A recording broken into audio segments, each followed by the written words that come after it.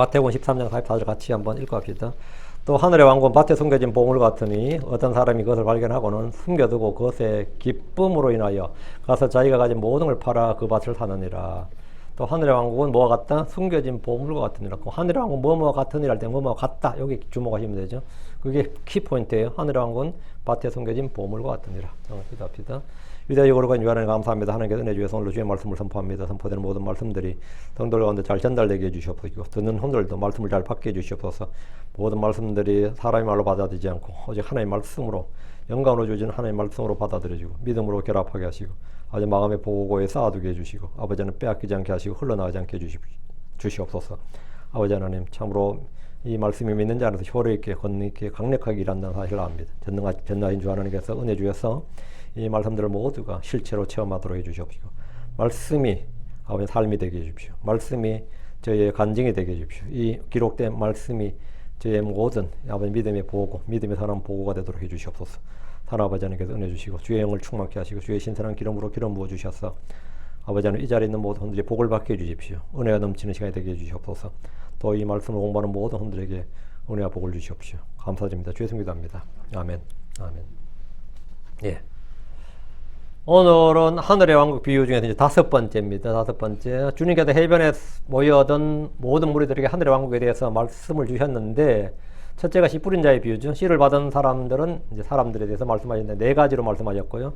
둘째는 가라지의 비유를 통해서 밭에서 자라나는 가라지들의 왕국의 자손들이 있고 마귀의 자녀들, 사악한 자의 자손들이 있다.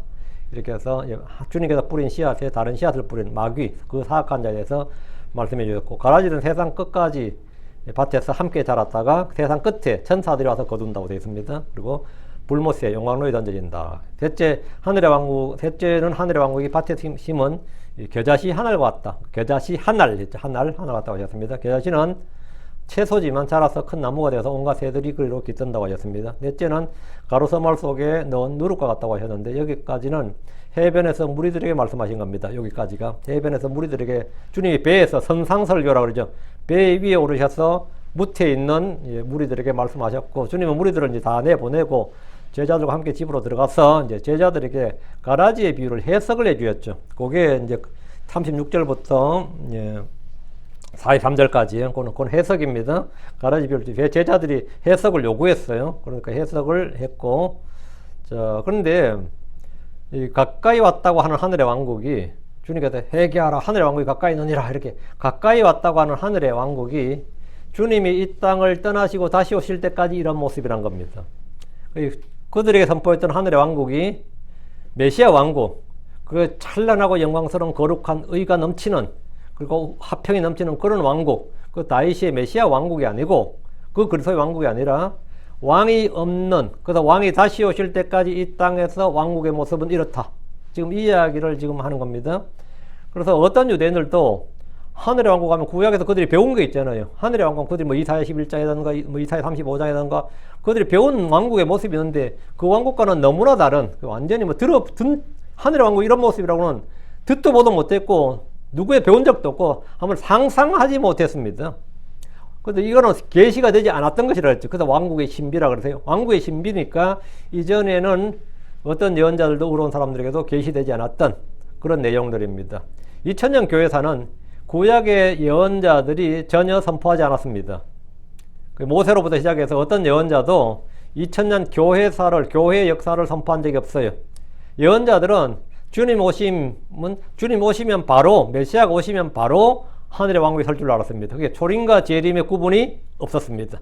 초림과 재림 사이에 이렇게 깊은 2000년의 교회사는 시간이 있을 줄은 구약의 예언자들은 전혀 알 수가 없었습니다. 알질 못했어요. 그래서 이 초림과 재림 사이에 있게 될 교회에 하늘의 왕국의 신비 등에 대해서는 전혀 선포되지 않았기 때문에 제자들 역시 주님의 말씀을 정확히 깨닫지 못하고, 듣는 제자들 좀 황당하죠. 하늘의 왕국 뭐 이와 같다니까 한번 말씀을 좀 해보라는 거예요. 지금 그게 설명입니다. 하늘의 왕국이 하늘의 왕국이 이러냐는 거죠. 그 제자들 역시 주의 말씀을 깨닫지 못했고 비유들에서 묻고 설명을 들어야만 했습니다. 오늘 말씀은 주께서 해변에서 집으로 장소를 옮긴 뒤에 제자들과 나눈 말씀이에요. 그러니까 1, 2, 3, 4 4가지는 무리들에게 선포한 말씀이고 5, 6, 7은 무리들이 아니라 제자들에게 한 말씀이다 이거죠. 제자들에게 가라지의 비유를 설명해 주시고 계속해서 하늘의 왕국은 뭐뭐 같으니라 좀 첨가를 해주셨는데 연속해서 말씀하셨죠. 그 네 가지는 무리들에게, 지금부터 말씀하시는 세 가지, 숨겨진 보물을 갖다 이거는 이제 무리들에게 하신 말씀이 아니고 제자들에게만 하신 말씀, 집에서 한 말씀입니다. 자, 44절 봅니다. 본문 보죠. 44절. 또 하늘의 왕국 마치 밭에 숨겨진 보물과 같으니라. 어떤 사람이 그것을 발견할 때 그가 그것을 숨기고 그것의 기쁨으로 인해 가서 그가 가진 모든 소유를 팔아 그것을 사느니라. 하늘의 왕국은 눈에 보이는 물리적인 왕국이고 정치적 왕국입니다. 그게 우리가 아는 그리스도의 왕국, 메시아 왕국, 천년 왕국이에요. 하늘의 왕국은 지상에 세워지는 메시아 왕국, 이스라엘 민족이 온 세상의 머리가 된다는 내용입니다. 구약에서 예언된 하늘의 왕국은 숨겨진 보물이 아닙니다. 천년왕국은 숨겨졌어요. 숨겨지면 안 되지. 천년왕국이 어떻게 숨겨져요? 천년왕국 메시아 왕국은 숨겨진 보물이 아니라 누구나 볼 수 있는 가시적인 왕국입니다. 숨겨질 수가 없어요. 왕이 있고, 왕이신 예수 그리스도가 있고, 왕자가 있고, 백성이 있고, 왕국의 법이 있습니다. 왕국의 수도는 예루살렘입니다. 이 왕국은 제사장 왕국으로서 신정일치의 국가이며 예수님께서 왕국을 다스리는 의의 왕, 평강의 왕입니다. 예수님이 의의 왕, 평강의 왕으로 다스리는 그런 왕국입니다. 그런데 주님은 하늘의 왕국은 마치 밭에 숨겨진 보물과 같으니라 하니까 그 왕국과 이 왕국은 뭐죠? 이름만 하늘의 왕국 같지 완전히 다른 왕국이다 이 말이죠. 시기가 다르고 대상이 다르고 다 다르다 이 말이죠. 이 왕국은 재림 후에 이 땅에 세워질 천년왕국이 아님을 금방 알 수 있습니다. 금방 알죠? 밭은 무엇인지 이미 충분히 알 수 있습니다. 주님께서 밭은 뭐다? 세상이니라 이렇게 말씀하셨대. 밭은 세상이라 이렇게 말씀하셨습니다. 그런데 이 주석가들이 뭐 자기가 뭐라고 밭은 교회다, 밭은 이스라엘이다 이러면 어때인 거죠? 주의 말씀하고 완전 정면으로 뭐 주님 깨부수는 거지. 주님이 밭은 세상이랬잖아요. 주님이 밭이 세상이라 했으면 밭은 세상이구나 하고 받아들이면 그만이지. 무슨 지가 똥배짱이 있다고 밭은 교회라 그래 자꾸. 밭은 교회다, 밭은 뭐다 이러면 안 되죠. 우리 주님께서 밭은 세상이니라 이렇게 분명히 밝혀두셨기 때문에 이와 다른 모든 해석은 다 가짜입니다. 다 거짓이에요.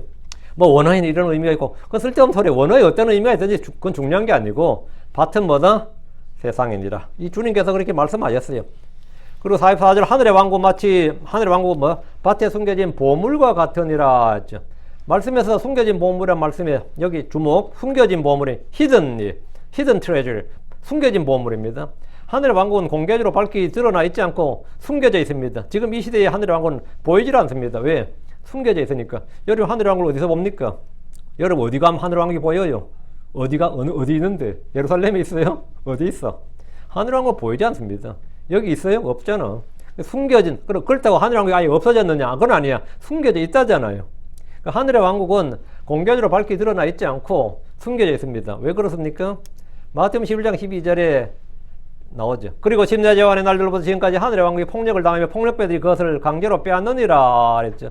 침례 요한의 시대로부터 하늘의 왕국이 선포되었습니다. 주님 자신도 선포하셨고 제자들은 온 이스라엘로 제자들을 보내셔서 하늘의 왕국을 선포하셨지만 사람들은 왕국을 받아들이지 않았고 왕이신 분을 거절하고 배척했습니다. 요한은 죽였고 예수님은 뭐다?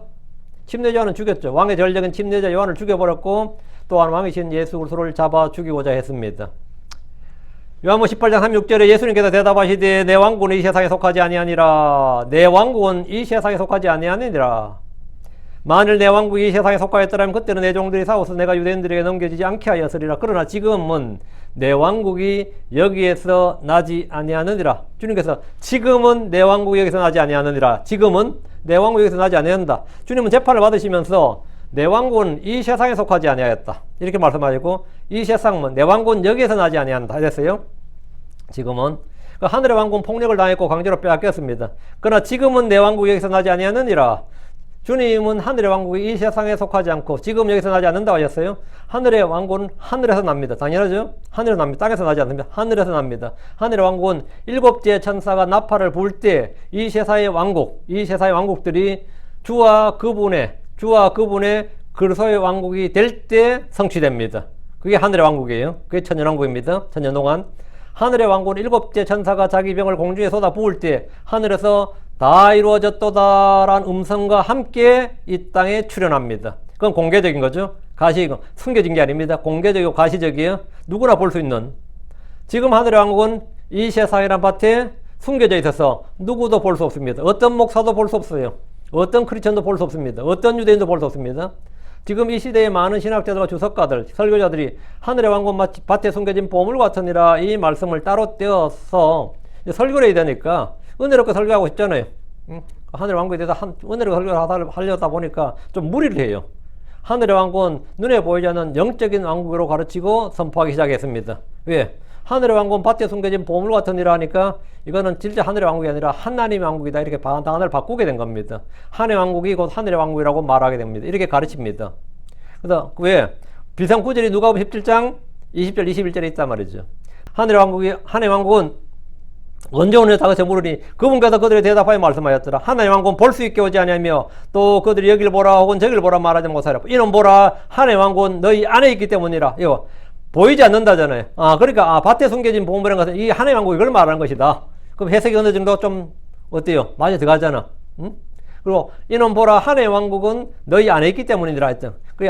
하늘의 왕국이 하나님의 왕국이라고 같다고 이해해버리면 뭐가 되죠? 밭에 숨겨진 보물은 하늘의 왕국이 되고 밭은 뭐다? 세상이 아니라 내 마음이 되고 우리가 되고 크리스천이 되고 그 속에 하늘의 왕국이 있다. 이런 식의 해석이 되는데 좀 무리가 돼요? 안 돼요? 여러분 딱 생각할 때 어때요? 들어보니까 그럴싸해요? 그럼 이거 일단 하늘의 왕국과 하나님의 왕국은 다른 것이고 밭은 세상이 아닌, 밭은 세상에, 주님 세상이라고 그랬지. 지금 여기서 우리 마음이 아닌데. 물론 우리 마음이 밭이란 구절도 있어요. 근데 본문에서는 그게 아니단 말이죠. 그래서 이렇게 적용을 해버리면 뭔가 좀 찜찜하단 말이죠. 성경 구절을 이렇게 아무렇게나 막 적용해서 막 연결하고 이렇게 해도 되나? 이런 생각이 들죠. 이렇게 비틀어도 되나 싶은단 말이에요. 그러니까 하늘의 왕국은 하나님의 왕국이 아닙니다. 하늘의 왕국은 하나님의 왕국이 아닙니다. 비슷하게 보일지라도 전혀 다른 왕국입니다. 그러니까 그 해석을 다르게 하자 그러면 다른 시도를 하는지 어떤 이는 하늘의 왕국은 밭에 숨겨진 보물 같으니라. 그러니까 이 말씀은 영적인 교회를 말하는 것이다. 크리스천이 바로 이 세상이라는 밭이란 이 크리스천들이 세상이라는 밭에 숨겨진 보물이다. 이렇게 말하는 겁니다. 성경에서 크리스천들이 보물이라고 지칭하는 구절들이 있죠. 특별한 보물이잖아요.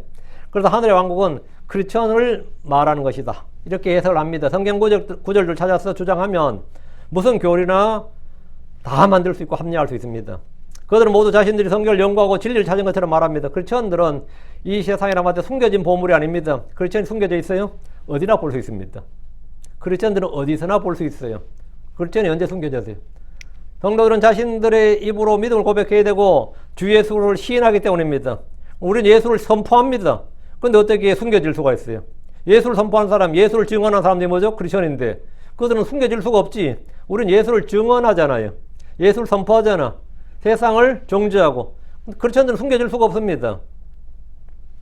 또한 공개적으로 주와 복음을 선포하는 자들로서 세상에 결코 숨겨질 수도 없고 숨겨진 보물이 아니면 우리가 보물인 건 맞는데 세상에 숨겨진 보물은 아니죠. 숨겨졌어요? 예.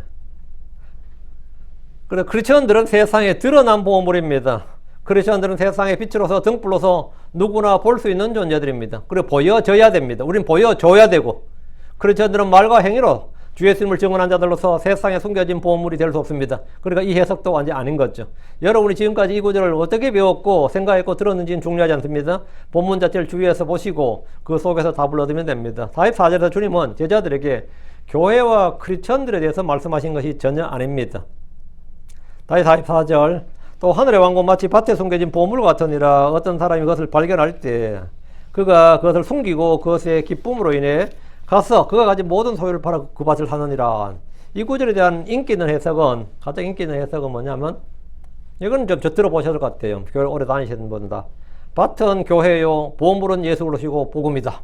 사람은 크리스천이다. 이러는 거죠. 그 사람들은 뭐라고? 밭에 숨겨진 보물은 예수님이고 복음이니까 그 예수님과 복음을 발견하고는 숨겨진 이 복음을 발견하고는 그걸 찾아서 사야 된다 이거죠. 그 밭은 교회고. 어때요? 아멘 하셨어요?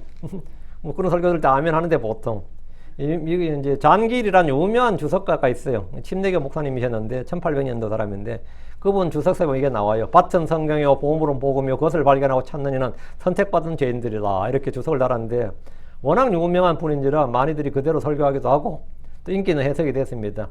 밭은 세상의 듯이 사람은 크리스천이 아니고 사람의 아들이신 예수님입니다. 결코 죄인이 될 수 없습니다. 여러분들 중에 이런 해석이나 설교를 들어본 적은 있을 겁니다. 이런 해석에 귀가 열리고 깨달음이 오고 은혜 받았다 그러고 뭐 그럴 수 있죠. 그럼 그건 속은 겁니다. 예. 크리스천들은 거짓 설교나 거짓을 진리로 알고 크게 깨달은 것처럼 기쁨을 누리고 또 은혜 받을 수 있습니다. 여러분이 받았던 은혜 중에서 많은 은혜는 대부분 다 거짓이 많습니다. 여러분이 은혜 받았다 그러고 너무 기쁘다는데 그 기쁨이 일시적이고 지속적이 안 되는 것은 거짓이 많기 때문입니다. 자, 여러분이 어쨌든 뭐 간에 또 제가 이런 말 하면 독단적이다 혼자 아는 척 한다 그래서 욕을 해야 되니까 그만하고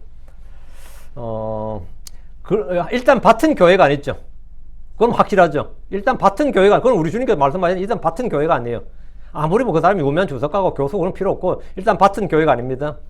그리스도가 보배이시다. 복음이 보배이다. 이 말은 맞아요. 그리스도가 보배 맞지. 복음이 보배이다. 크리스천들이 보물이다. 그것도 맞는데 그건 법문가님 상관없는 이야기죠. 보물이 복음이다. 그리스도라면 사람들이 그걸 발견하고 자신이 재물을 다 팔아 그것을 값을 치르고 보배를 사야 되는데 우리가 값을 다 치르고 예수를 산다? 우리가 복음은 값없는 선물 아닌가? 값을 치르고 사는 게 아니라 값이 없잖아요. 은혜잖아. 보물이 복음이고 그리스도라면 그것을 발견한 사람들은 자신의 재물을 팔아서 값을 치르고 보배를 사는 것이 아니고 그건 말도 안 되는 거고 복음은 값없는 은혜의 선물입니다. 값을 치른 것이 아닙니다. 성령도 마찬가지로 돈을 내는 거 아니에요. 은혜라고. 값을 치르신 분은 우리가 아니라 누구라고요? 예수님입니다. 사람은 사람 할 때 사람의 아들이라고요. 크리스천들이 세상이란 밭에서 그래서 복음을 발견하고 그것을 산다는 설정은 진짜 이런 설정을 했다, 이런 해석은 사악한 이단교를 넘어서 좀 웃기는 일입니다. 사시는 분이 누구냐? 예수님이죠. 고린도전서 6장 20절에 이는 너희가 값을 치르고 사들여졌기 때문이니 그런즉 너희 몸과 너희 영으로 하나님을 영화롭게 할지니 그것들은 하나님의 것이니라. 너희가 값을 치르고 사신 바 되었다. 주님께서 사셨다고요. 우린 사들여졌다고. 누가 누굴 사셨습니까? 주님께서 죄인들을 사셨습니다. 우리는 주님께서 값을 치르고 주님께서 값을 치르고 사신 그분의 소유물입니다. 7장 23절 고린도전서 7장 23절 너희는 값을 치르고 사신 바 되었으니 너희는 사람들의 종이 되지 말라 했습니다. 주님께서 성도들을 사셨습니다. 주님께서 값을 치르셨는데 그 값은 금이나 은같이 썩을 것들로 된 것이 아닙니다. 주님이 치른 값은 하나님의 피입니다. 사도행전 20장 28절에 그로 너희 자신과 온 양떼에게 주의를 기울여 성령님께서 너희를 그들의 감독자들로 만드셨으며 하나님의 교회를 먹이게 하셨으니 그 교회는 그분께서 그분 자신의 피로 사셨느니라. 그 교회는 그분께서 그분 자신의 피로 사셨다잖아요. 에베소서 1장 14절에도 값주고 사신 그 소유물이 구속을 받을 때까지 값주고 사신 그 소유물 이랬죠. 누가 사셨는데요? 주님이 사셨지. 베드로서 2장 1절에는 거짓 교사들의 정죄받을 이단교를 언급하면서 심지어 자기들을 사신 주를 부인하고 자기들을 구매하신 말이에요. 값주고 사셨다고요. 주님께서 교회를 사셨고 우리를 사셨습니다. 어떤 사람도 세상이란 밭에서 주님을 살 수 없고 복음을 살 수 없습니다.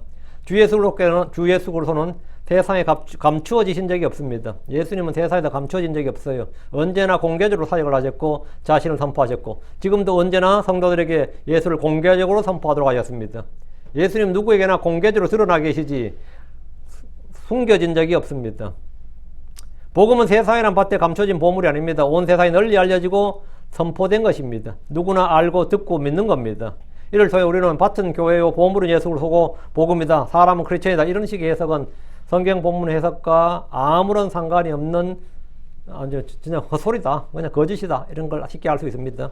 다시 44절 또 하늘의 왕국은 마치 밭에 숨겨진 보물 같으니라. 어떤 사람이 그것을 발견할 때 그가 그것을 숨기고 그것의 기쁨으로 인해 가서 그가 가진 모든 소유를 팔아 그 밭을 사느니라. 밭에 숨겨진 보물은 그리스도나 복음이나 교회나 크리스천들입니다. 무엇입니까? 하늘의 왕국입니다. 보물은 하늘의 왕국을 지금 주님께 왕국의 비유를 하고 있어요. 하늘의 왕국이라고요. 글자만 읽을 줄 알면 됩니다. 하늘의 왕국이 밭에 숨겨진 보물 같다고 말씀했습니다. 그래서 보이질 않습니다. 교회나 그리스도나 복음이 밭에 숨겨진 보물 같은 것이 아닙니다. 하늘의 왕국은 주님이 재림 때까지, 주님께서 재림하실 때까지 이 시대에 세상에 공개적으로 드러나 있지 않습니다. 이 땅에서는 왕이신 예수를 볼 수가 없습니다. 왕국이 있다면 왕이 있어야 될 거 아니야. 근데 왕이 보이질 않잖아요. 왕은 지금 떠나고 하늘에 계신단 말이죠. 왕이신 그것을 볼 수가 없습니다. 그분이 이 땅을 떠나 하늘로 가셨고 하늘의 왕자 우편에 앉아 계시기 때문입니다. 왕국의 백성들은 지난 2000년간 온 세상의 모든 민족들 사이에 흩어져 있고 이방인들의 뜻이 밟혀서 아무도 그들을 선택받은 백성이 특별한 보물로 인정하지 않았습니다. 그들은 세상 속에 완전히 흩어져서 그냥 숨겨진 보물이었습니다. 하늘의 왕국에 그 유대인들은 그래도 어디 가면 게토라 그래가지고 뭐 있잖아요. 그들의 집단촌도 있고, 뭐 공동체, 뭐 유럽에도 있었고, 뭐 있었어요. 러시아에도 있었고. 그런데 그 유대인들 중에 믿는 크리스천들은요, 그 믿는 유대인들, 그게 진짜 그게 보물인데 보이질 않는 거죠. 유대 공동체에서도 뭐죠? 그것은 제외된단 말이죠. 완전히 숨겨진 보물이다, 그죠? 하늘의 왕군, 왕국의 백성, 왕국의 자손은 이스라엘에 관한 것으로 세상이란 밭에 숨겨진 보물인데 이스라엘입니다. 여기서 특별히 이스라엘은 뭐 믿는 자입니다. 소수의 남은 자를 말합니다. 출애굽기 19장 5절, 신명기 14장 2절, 시편 135편 4절에 이런 내용이 있습니다. 출애굽기 19장 5절에 그러므로 이제 만일 너희가 참으로 내 목소리에 순종하고 내 언약을 지키면 그때 너희는 내게 모든 백성들보다 뛰어난 특별한 보물이 되리라. 이는 온 땅이 내 것이기 때문이라. 주님께서 너희가 율법을 지키면, 내가 주신 명령을 지키고 순종하면 말이죠, 모든 백성들보다 뛰어난 특별한 보물이 되리라. 이렇게 말씀하셨어요. 그리고 제사장들의 왕국이 된다고 그랬어요. 대사이란 밭에 숨겨진 보물은 이스라엘입니다. 하나님 이스라엘 특별한 보물, 특별한 백성을 택하셨습니다. 신명기 14장 2절, 이는 너희가 주 너희 하나님께 거룩한 백성이기 때문에 주께서 너희를 땅 위에 있는 모든 민족들 위에 있는 자신의 소유된 특별한 백성으로 택하셨느니라. 이스라엘은 민족들 가운데 택함을 받았고 그들은 이 교도들 이방 민족들과 구별되는 특별한 보물이었습니다. 시편 135편 4절, 이는 주께서 자신을 위해 야곱 곧 이스라엘을 그분의 특별한 보물로 택하셨습니다. 그래 야곱 곧 이스라엘이다. 보물은 이거다 말이죠. 그러니까 이스라엘은 주님이 택하신 보물입니다. 그러나 그들은 세상에 숨겨졌습니다. 이유는 그들이 불순종하고 주님을 버렸기 때문입니다. 그래서 이제 이스라엘은 끝났다고 생각했습니다. 그래서 대체신학이 그렇게 유행한 겁니다. 지난 2000년간. 그럼 보물을 찾는 사람 누굽니까? 그들을 누가 찾습니까? 교회가 찾아요? 아닙니다. 크리스천들이 유대인 찾는 아닙니다. 이스라엘, 이 세상에 흩어진 이스라엘을 모아서 다시 백성으로 만든 누구죠? 그건 하나님, 주 예수님입니다. 지금 왕국의 비유에서 반복해서 나오는 한 사람은 주님 자신을 말합니다. 첫 번째 비유에서 세상이란 밭에 씨를 뿌린 사람은 누구죠? 씨를 뿌리는 사람, 주님 자신입니다. 두 번째 비유에서 자기 밭에 좋은 씨를 뿌린 사람 누구죠? 주님 자신입니다. 세 번째 비유에서 겨자씨 하나를 심는 분도 누구죠? 주님 자신입니다. 네 번째 비유에서 한 사람, 맨, 여기 나오지 않고, 네 번째 비유에서 맨이 안 나와요. 한 여자가 나오는데, 한 여자가 뭐죠? 누룩을 하죠. 그건 큰 음녀입니다. 큰 바빌론 큰 음녀예요. 오늘 다섯 번째 비유에서 보물을 발견한 한 사람은 누구죠? 원맨, 한 사람 항상 누구라고요? 주님 자신입니다. 비유를 아는 것, 해석하는 거 어렵지 않습니다. 본문 자체를 비교하고 주님이 친히 말씀하신 것들을 읽고 받아들이면 됩니다. 주님은 밭에 숨겨진 보물을 발견하면 그것을 곧바로 캐내어서 가져가시지 않습니다. 현 세상은 지금 주님의 소유가 아니기 때문입니다. 보물을 취하려 하면 주님께서 그 밭을 사셔야 됩니다. 이 세상 왕국 마귀의 것이고 마귀가 이 세상의 통치자입니다. 자, 그럼 세상이나 밭에 숨겨진 보물을 발견한 주님은 그 보물을 얻기 위해서 무엇을 하십니까? 가서 자기 모든 소유를 팔아 그 밭을 삽니다. 주께서는 밭보다 밭에 숨겨진 보물에 더 관심이 있습니다. 밭이 관심이 있는 게 아니라 밭은 그러니까 밭에 숨겨진 보물에 지금 관심이 있어요. 그 보물을 얻기 위해서 만다. 하나님께서 구속받은 백성을 얻기 위해서 만다. 주님은 자기 자신을 다 내놓으시는 겁니다. 자기 백성을 얻기 위해서. 주님이 이 세상 왕국을 자신의 소유로 삼으시는 겁니다. 계시록 11장 15절. 그리고 일곱째 천사가 나팔을 불었더라. 이 하늘 내에 큰 음성들이서 말하기를 이 세상의 왕국들이 우리 주와 그분의 그릇의 왕국들이 되었도다. 그리고 그분께서 영원 무궁토록 통치하시리라. 이게 이제 뭐죠? 말하는 진짜 하늘의 왕국이죠. 천년왕국이죠. 주님이 사셨기 때문에 이 세상의 소유자가 바뀌었습니다. 소유자가 바뀌었어요. 하나님께서는 아들 예수 그리스도에게 이 세상 모든 것을 다 주셨어요. 심판의 권한까지 다 주셨어요. 주님은 자신의 피로 교회를 사셨습니다. 뿐만 아니라 주님은 이 세상이란 밭을 사셨습니다. 하늘의 왕국 비유에서 주님은 세상을 자기 밭이라고 말씀하셨는데 이는 그것을 사셨기 때문입니다. 주님은 남의 밭에 씨를 뿌리지 않으셨습니다. 자기 밭에 씨를 뿌린 거지. 주님이 언제 이 세상을 사셨냐? 자기 피로 언제? 주님 마태복음 13장 31절 41절 자기 밭이라고 했잖아요. 이는 주님께서 그것을 사셨기 때문입니다. 주님은 남의 밭에 씨를 뿌린 거 아닌데 자기 밭이 이게. 주님은 남의 밭에 수확물에 낫을 내신 분이 아닙니다. 그건 불법이에요. 남의 밭에 수확물에 낫을 내면 그건 불법이죠. 자기 밭에 난 수확물을 거두시는 분입니다. 주님께서 세상이란 밭에 숨겨진 보물을 사기 위해서 세상이란 밭을 사셨던 겁니다. 이스라엘 역사는 숨겨진 보물과 맥을 같이 합니다. 아브라함은 숨겨진 보물로서 주님이 찾으셨습니다. 하나님께서 아브라함을 찾아야 돼. 아브라함이 주님을 찾은 게 아니라 하나님이 아브라함을 찾은 겁니다. 야곱은 바단 아람에 거하며 오랫동안 숨어 지내야 했습니다. 이스라엘이 이집트에서 400년 동안 숨겨진 백성으로 지내야 됐습니다. 이집트에서 400년간 누가 알아요? 그 백성을. 하나님께서 그들을 찾아오셨습니다. 모세를 보내 찾아오셨어요. 이스라엘 조상은 멸망받을 시리아 사람이었고 그들은 언제나 숨겨진 자들이었습니다. 이사야 51장 1절에 그로 주께 구속받은 자들이 돌아올 것이요 시온은 노래를 부르며 오리라. 또 영존하는 기쁨이 그들의 머리에 있을 것이요 그들이 즐거움과 기쁨을 얻으리라. 또 슬픔과 애곡이 사라지리라. 언제 저에게 주님의 제 이름으로 이스라엘을 온 세상에 모아서 한 백성을 만들 한 왕국을 세우실 때죠. 이스라엘은 반세에서 쪼개져 나왔고 구덩이의 구멍에서 파헤쳐져 나온 그런 민족입니다. 다시 44절 또 하늘의 왕국 마치 밭에 숨겨진 보물 같으니라. 해석은 간단하고 명료합니다. 사람은 사람의 아들이신 그리스도시고 보물은 이스라엘입니다. 밭은 세상입니다. 어떤 사람이 그것을 발견하면 주님은 자기 백성을 찾아오셨습니다. 주님 잃어버린 양들을 찾으시는 분입니다. 주님은 세상이란 밭에서 숨겨진 보물을 찾으셨습니다. 이는 지상 공생이 건너온 우리 주님의 사역을 말합니다. 주님은 그때 씨를 많이 뿌리셨습니다. 왕국의 자손들을 뿌리셨어요. 그리고 그들을 세상에 보내셨습니다. 자, 그들이 소수의 남은 자입니다. 소수의 렘넌트라고요. 그들이 보물들이에요. 그들을 위해서 주님은 죽으셨습니다. 그렇죠?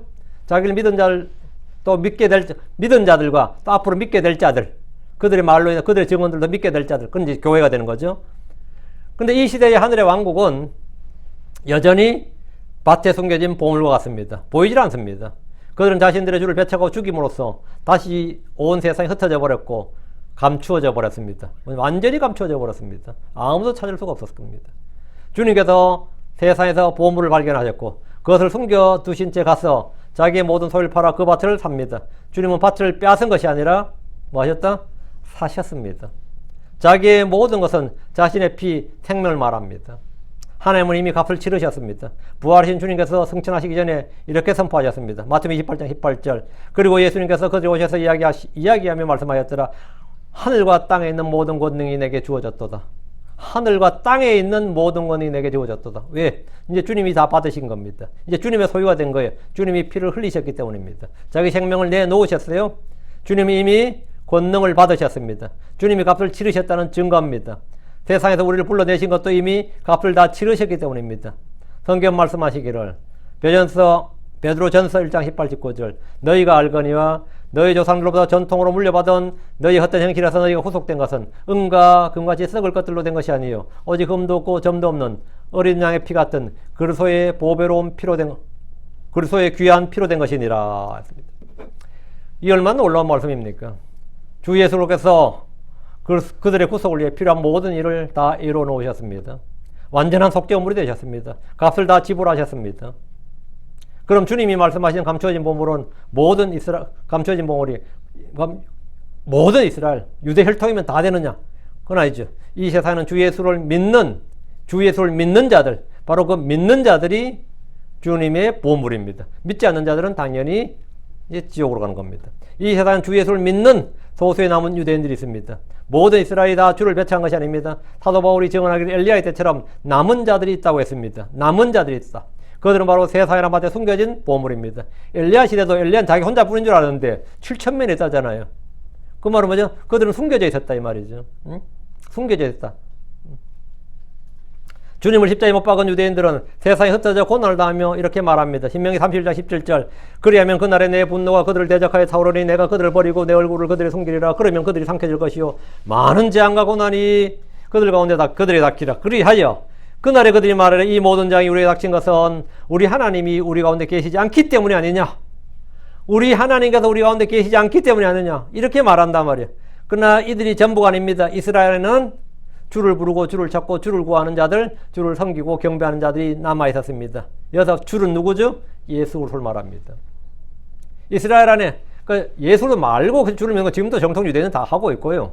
말고 예수를 믿는 소수의 남은 자들이 있다 이거죠. 그 사도행 15장 17절에 이것은 사람들 중에서 남은 자들과 여기 언더라인 이것은 사람들 중에서 남은 자들과 내 이름으로 불리는 모든 이방인들이 주를 찾게 하람이라. 이 모든 일을 행하는 주가 말하노라. 이것은 사람들 중에서 이스라엘 사람들 중에서 왕국의 자손들 중에서 남은 자들과 이 말이에요. 남은 자들과 그리고 이방인들과 할 때 내 이름으로 불리는 모든 이방인들은 이건 뭐죠? 이건 크리스천들이죠. 이게 한 세 사람이 되는 겁니다. 오늘날 크리스천들은 유대인들 가운데 남은 자들과 내 이름으로 불리는 모든 이방인들이 한 몸을 이룬 그 한 세 사람이 되는 겁니다. 로마서 9장 27절 또한 이사야도 이스라엘에 관한 이 외치기를 비록 이스라엘 자손의 수가 바다에 모래 같을지라도 남은 자만 구원받으리라. 남은 자만 여기서 남은 자만 할 때 남은 자들, 사람들 중에서 남은 자들, 남은 자만, 이 시대 남은 자, 이 시대 남은 자, 복음을 듣고 믿는 자들입니다. 그들은 언제나 소수였고 이제는 보이지도 않는 그런 상태입니다. 물론 크리스천들은 많죠. 크리스천들은 눈에 잘 보이지만 이제 여기서 말한 이제 이스라엘에서 남은 자들 말합니다. 그들은 보이지도 않습니다. 우리는 사도행전에서 예수를 믿는 유대인들을 볼 수 있습니다. 유대에 있는 교회들란 말씀도 볼 수 있습니다. 로마서 11장 5절에 그런즉 이와 똑같이 이 현 시대에도 은혜의 선택에 따라 남은 자가 있느니라 이랬죠. 이 현 시대에 뭐가 있다고요? 남은 자가 있느니라. 이 현 시대는 교회 시대죠. 남은 자가 있다는 사실을 주목. 이들은 세사이란 밭에 숨겨져 있는 보물입니다. 대환란 때도 남아있는 자들, 남은 자들이 있습니다. 그들은 하나님의 명령들을 지키고 예수 그리스도의 증언을 가진 자들입니다. 예. 어떤 사람이 그것을 발견할 때 그가 숨기고, 사람이 밭에서 보물 발견하면 그는 숨겨두는데 무엇을 숨긴다는 말인지 목적 없습니다. 킹제임스 성경은 발견한 것에 대해서 목적가 있습니다. 숨기는 것에 대해서는 아무런 언급이 없습니다. 영어 킹제임스 성경 그것을 성경 보면 그가 숨기느니라 he hides 이렇게 돼 있죠. 일반적으로 사람들은 찾았던 보물을 숨긴다고 이해합니다. 숨겨져 있던 보물은 다시 숨긴다 이 말인데 뭔가 좀 어색하죠. 여러분이 만약 남의 밭에서 보물 발견하면 어떻게 합니까? 보물 캐내어서 다시 자신이 아는 곳에 은밀히 숨길 겁니다. 그럼 절도인가? 이건 죄인들의 본성입니다. 그러나 이는 사실 도둑질에 해당되는 불법이고요. 몇 년 전에 한국에서 불법 도박으로 감옥에 갔는데 어떤 사람이 그 도박으로 번 돈이 이거 한 400몇 억이었을 거예요. 그 돈을 누군가에게 맡겼어요. 그 돈을 맡은 사람이 갑자기 현찰로 막 몇백억을 받으니까 감당을 못 하는 거죠. 그거다 불법의 돈이고. 그 한국의 법에는요, 불법 자금 전부 국가가 회수하게 돼 있어요. 그래서 그 사람이 감당을 못 하니까 그 돈을 자신의 마늘밭에 숨겼습니다. 그 유명한 사건인데, 뉴스에도 많이 나왔습니다. 마늘밭에 땅을 파고 숨겼어요. 그 사실이 알려지자 많은 사람들이 그 마늘밭을 찾아간 일이 있었습니다. 그 마늘밭을 찾아갔어요. 그럼 밭에서 보물 발견한 사람은 어떻게 해야 합니까? 자신이 보물을 발견한 사실을 숨겨야 되죠. 그리고 나서는 자신을 숨기는 겁니다. 주님은 자신을 숨기셨습니다. 내가 밭에서 물건을 발견했어요. 내가 가만히 있으면 그만이에요. 그리고 와서 값을 치르고 밭을 사면 됩니다.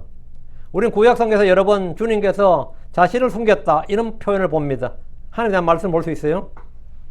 신약성경에서 우리 주님께서 자신을 숨긴 예가 있습니다. 자신을 숨겼다고요. 요한복음 8장 59절, 12장 36절에 그때 그들이 돌을 들어 금을 치려 하시거늘 예수님께서는 자신을 숨기시고 성전에서 나가시되 그들의 한가운데를 지나서 그렇게 나가시니라. 주님 보면 예수님께서는 자신을 숨기시고 사람들 무리 한가운데를 지나가셨다고. 사람들 무리 한가운데를 지나갔는데 어떻게 자신을 숨겨요? 이때 예수님은 투명인간이었어요. 그죠? 예수님은 그냥 정상인지 몰라도 사람들의 눈을 가렸는지, 근데 사람들 눈을 가리시고 이렇게 돼 있지 않고 예수님은 자신을 숨기시고 있는데, 하여튼 사람들이 예수를 못 봤어요. 그들 한가운데 지나가는데도. 방금 예수를 죽이려고 했는데, 잡으려고 했는데 예수님이 안 보이네? 근데 예수님 그들 가운데 지나가셨다고. 예수님이 갑자기 그들 안 보이신 적이 있단 말이죠. 지나갔다고. 유대인들은 갑자기 예수님을 볼 수가 없었습니다. 주님께서 자신을 숨기셨기 때문입니다. 주님이 자신을 숨기시면 아무도 볼 수가 없습니다. 방금까지 여기 계셨는데 안 보인다 이거죠. 주님은 그들의 눈을 치신 것이 아니라 자신을 숨기셨는데 마치 투명인간처럼 성전에서 그들 한가운데를 지나서 가셨습니다. 다음 요한복음 12장 36절 너희가 빛이 있는 동안 그 빛을 믿으라 그리하면 너희가 빛의 자녀들이 되리라. 이것들을 예수님께서 말씀하시고 떠나셔서 그들로부터 자신을 숨기셨더라. 그들로부터 자신을 숨기셨더라. 이때부터 예수를 못 보는 겁니다. 예수님께서 자신을 숨기셨으면 그들은 아무리 예수를 찾아도 못 보는 거예요. 응? 예. 그래서 예수님께서 무리들로부터 자신을 숨기셨는데 예수를 반복해서 무리들에게 너희가 나를 보지 못하리라 이렇게 말씀하셨습니다. 요한복음 14장 19절 그러면서 조금 있으면 세상은 나를 더 이상 보지 못하느니라 그러나 너희는 나를 보느니라 왜냐하면 내가 삶으로 너희도 살 것이기 때문이라. 세상은 더 이상 주님을 볼 수 없습니다. 왜? 주님께서 자신을 그들의 눈에 숨기셨기 때문입니다. 주님은 이 세상을 떠나십니다. 믿는 자들은 주님의 부활을 구하고 성령을 통해 우리 안에 계시는 것을 다시 볼 수 있습니다. 그러나 세상은 주님이 다시 오시는 그날까지 그분을 보지 못합니다. 요한복음 16장 10절 의에 대하여라면 내가 내 아버지께로 가므로 너희가 더 이상 나를 보지 못하기 때문에 너희가 나를 보지 못한다. 주님을 보지 못하는 이유가 있습니다. 그렇죠? 보지 못한다. 자, 다시 44절 또 하늘의 왕국 마치 밭에 숨겨진 보물 같으니라.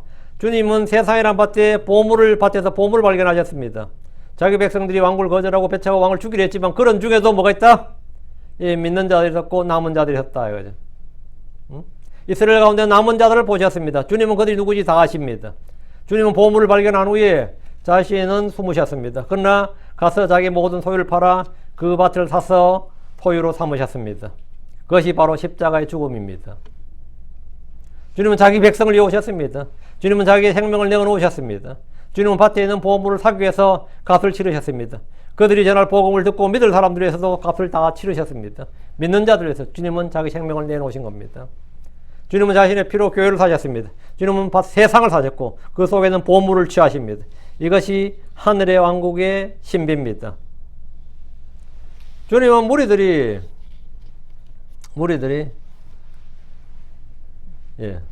자기 제자들 주신 자신의 죽음과 부활, 세상을 떠나신 것과 다시 오는 것, 무리들에게는 이 말씀 안 하셨는데 자기 제자들에게 그 자신의 죽음과 부활과 세상을 떠나신 것과 다시 오시는 진리를 지금 말씀하고 계시는 겁니다. 물론 이건 알아듣기가 상당히 어려운 내용이었습니다. 이건 설명을 따로 들어야 되는 겁니다. 주님께서 그런 성령을 통해서 다시 말씀해 주시고 계시해 주시는 내용이에요. 그러면 쉽게 알 수 있는 거죠. 지금 우리가 이 구절을 읽을 때 뭐 별로 어려움이 없는 것처럼 말이죠. 그 당시에 하늘의 왕국 일 같으니라 해버리면 어떻게 되냐? 그들이 알고 있는 하늘의 왕국과 너무나 다른. 그래서 이제 이건 대체 뭔 말인가 싶죠. 제자들은 침례 요한이 선포했고 주님과 자신들이 이스라엘 모든 도시에 선포해서 하늘의 왕국에 대해서는 잘 알았지만, 한마디로 말하면 메시아 왕국에 대해서는 잘 알았지만, 그래서 천년왕국에 대해서는 잘 알았지만, 주님께서 이 땅에 왕좌에 앉아서 통치하실 그 왕국에 대해서는 잘 알았지만, 주님께서 승천하셔 버린 후에 그들이 어떻게 되고 이 세상이 어떻게 될 것인지에 대해서 그 숨겨진 보물과 같은 그 왕국의 신비에 대해서는 그때까지 정확히 알지 못했습니다. 전혀 알지 못했던 겁니다. 그래서 주님은 그것을 가르치기 시작한 겁니다. 하늘의 왕국의 신비는 지금 우리에게는 감추어진 신비가 아닙니다. 왜? 너에게는 알도록 허락되었느니라. 그래서 주님께서 우리가 무지하도록 내버려 주신 것이 아니라 듣고 깨닫고 알고 믿도록 해주신 겁니다. 주님께서 말씀해 주신 이런 말씀들을 우리가 듣고 보고 깨닫게 해주시면 우리가 늘 감사를 드리는 거지. 그래서 이 44절 말씀은 아주 짧은 한마디 말씀인데, 하늘의 왕국이 이 시대의 하늘의 왕국이 무엇인지를 너무나 어떤 다른 비유가 지금 마태복음에서 13절 7개 나오거든요. 7개 중에서 가장 간략하고도 정확한 비유, 가장 이제 우리가 쉽게 이해할 수 있고, 이 한 구절로 나머지 것들도 그냥 같이 쫙 이해할 수 있는 그런 구절이에요. 그런 한마디가 이 44절입니다. 앞에 4개, 뒤에 그것도 전부 다, 하늘의 왕국이라는 것이 주님 뭘 말씀하시려니 한다. 이것이 그냥 44절 한 절로 쫙 다 끼입니다. 우리 여러분이 그러면 이 말씀에 대해서 전혀 읽을 때 헷갈릴 것도 없고 혼선이나 오를 빚을 일이 없을 겁니다. 오늘 여기까지 일정 마쳤습니다. 아주 감사합니다. 기도하겠습니다. 이제 거룩한 요한을 감사합니다. 하나님, 참으로 주님께서 말씀하신 걸 저희가 잘 깨닫게 해주시옵소서. 저희가 또 주님께서 말씀하기를 너희 듣는 귀로 인해서 또 보는 눈에서 복이 있다고 말씀하셨는데, 또 저희가 말씀을 잘 간직하고 깨달아서 이 말씀들이 전부 저희 속에서 열매를 맺게 해주시옵소서. 사랑하는 아버지 하나님, 이 시대에 저희가 주님 말씀하신 대로 빛이 되고 소금이 되고, 참으로 저희가 그 빛을 비추어 줄 수 있는, 그래도 의의 선포자들로서 또 그리스도 증인들로서 또 주님께서 저희에게 보여주라고 하신 것들을 보여줄 수 있는 그런 성도들 되도록 해주시길 간구하고, 저희가 저희 회개장부에 풍성히 열매가 맺히도록 해주시길 원합니다. 저희가 주님 앞에 섰을 때 부끄러울 것이 없는 일꾼이 되게 하시고, 아버지 하나님, 또 저희가 많은 영적인 체험들 또 열매들 간증들을 원합니다. 사랑하는 아버지 하나님, 이 기록된 말씀들이 그냥 말씀으로, 그냥 말로 글로 그치는 것이 아니라 이것들이 전부 다 믿는 저희 안에서 권능이요 생명이요 저 열매요 실체가 되도록 해주시옵소서. 전능자주 하나님, 저희가 우리 그리스도 예수의 참 증인들입니다. 저희를 통해서 예수님이 드러나고 예수님의 신격과 또 예수님의 그 성품, 그 신상 권능, 신상 성품이 다 드러나게 하여 주셔서, 아버지 저희가 그런 예수의 종들이요, 예수 그리스도와 어떤 예수가 저희가 어떤 사람들인지를 온 세상에 보고 알고 믿게 해주시옵소서. 저희가 그리스도를 더 잘 보여줄 수 있고 드러내 보여줄 수 있도록 해주시길 원합니다. 감사드립니다. 주의 성기도합니다. 아멘. 아멘.